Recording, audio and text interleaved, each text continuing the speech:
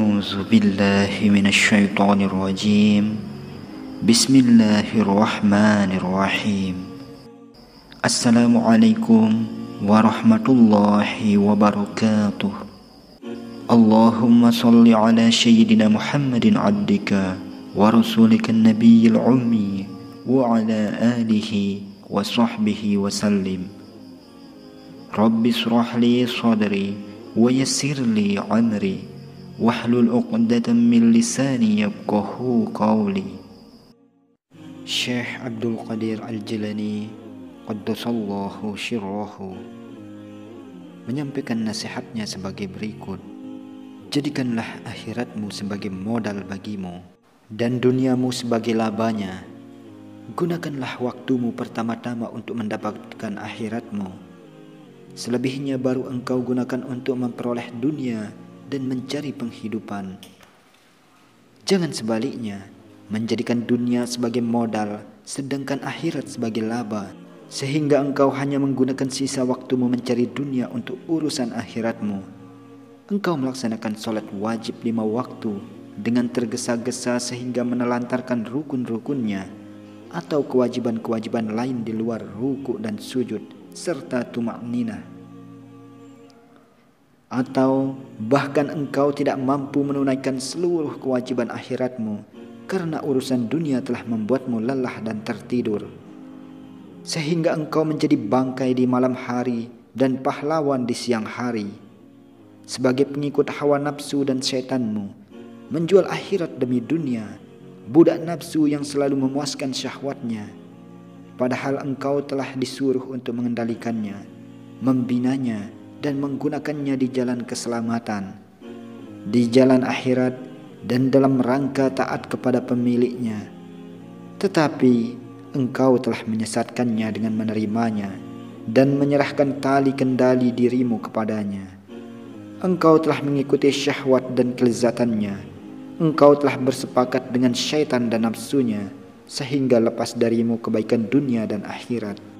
Dan di hari kiamat kelak, engkau datang sebagai orang yang paling bangkrut dan merugi dalam urusan dunia dan akhirat.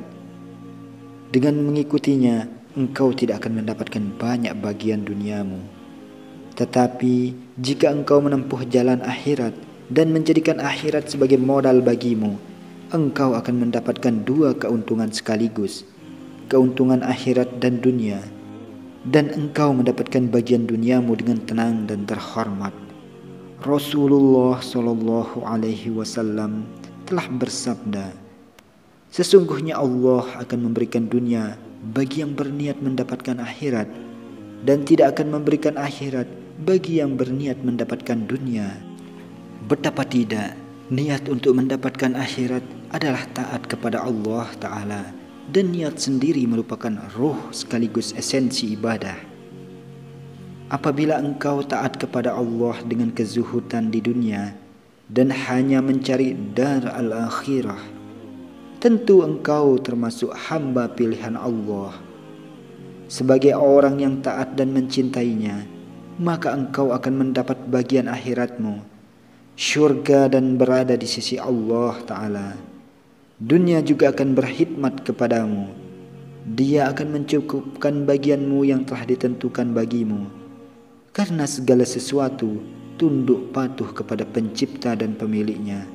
Tiada lain, dialah Allah Subhanahu wa ta'ala. Tetapi jika engkau sibuk dengan dunia dan berpaling dari akhirat, Allah Subhanahu wa ta'ala akan marah kepadamu, dan akhirat tidak akan engkau dapatkan. Dunia akan murka dan mempersulitmu sehingga engkau kesulitan dalam mendapatkannya. Bagianmu akan diberikan kepadamu dengan kemurkaan Allah, karena dunia itu miliknya. Akan terhina orang yang durhaka kepadanya, dan akan mulia orang yang taat kepadanya. Pada saat inilah terbukti apa yang disampaikan Rasulullah Shallallahu Alaihi Wasallam dalam sabdanya, dunia dan akhirat adalah 2 pesaing. Apabila engkau memilih salah satunya, maka yang lainnya akan marah kepadamu. Allah Subhanahu wa ta'ala juga berfirman, di antara kalian ada yang menginginkan dunia dan ada juga yang menginginkan akhirat. Quran Surat Al-Imran ayat 152. Artinya, ada dua kelompok manusia, yaitu kelompok yang menginginkan dunia dan yang satunya lagi kelompok yang menginginkan akhirat. Tengoklah dari kelompok manakah engkau dan kelompok manakah yang engkau pilih, sedangkan engkau berada di dunia.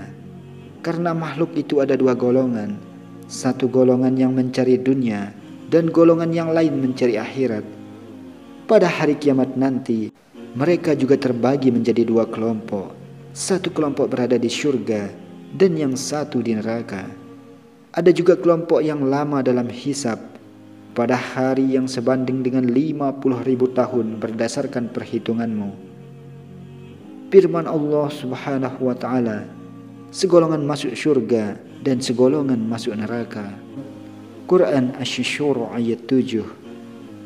Dan sebagaimana diberitakan Nabi Muhammad sallallahu alaihi wasallam, pada hari kiamat nanti kalian akan berada di bawah naungan Arsy.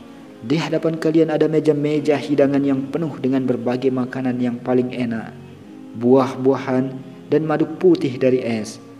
Mereka melihat tempat masing-masing di surga, sehingga ketika mereka selesai dari hisab, mereka masuk surga. Mereka digiring ke tempat masing-masing laksana seorang manusia yang menuju ke rumahnya. Tentu saja mereka tidak akan sampai pada keadaan seperti itu, kecuali dengan meninggalkan dunia dan sibuk mencari akhirat dan mengharap berjumpa dengan Maula Azza wa Jalla. Dan mereka tidak akan lama dalam hisab dan berbagai siksa serta kehinaan, kecuali karena sibuknya mereka dengan dunia, kecintaan mereka kepada dunia, penolakan mereka terhadap akhirat, sedikitnya ujian, dan karena mereka lupa akan hari kiamat dan apa yang akan terjadi padanya nanti sebagaimana yang diterangkan dalam Al-Quran dan Sunnah. Maka tengoklah dirimu dan pilihlah kelompok yang paling baik baginya, dan asingkanlah ia dari teman yang buruk, baik setan, manusia maupun jin. Jadikanlah Al-Quran dan Sunnah sebagai pembimbingmu. Perhatikan apa yang ada di dalamnya dan amalkanlah. Dan janganlah terperdaya dengan ucapan, kata orang dan tipu daya yang lainnya. Allah Subhanahu wa ta'ala berfirman, dan apa yang diberikan Rasul kepadamu maka terimalah ia, dan apa yang dilarangnya bagimu maka tinggalkanlah, dan bertakwalah kepada Allah. Sesungguhnya Allah Subhanahu wa ta'ala sangat keras hukumannya. Quran Surat Al-Hasyr ayat 7, yaitu takutlah kalian kepada Allah dan janganlah kalian berbeda darinya, sehingga kalian meninggalkan amal yang beliau bawa, dan kalian menciptakan amal dan ibadah bagi diri kalian sendiri, sebagaimana firman Allah Subhanahu wa ta'ala mengenai suatu kaum yang sesat dari jalan Allah. Dan mereka mengada-adakan rahbaniyah, padahal kami tidak mewajibkannya atas mereka. Quran Surat Al-Hadid ayat 27.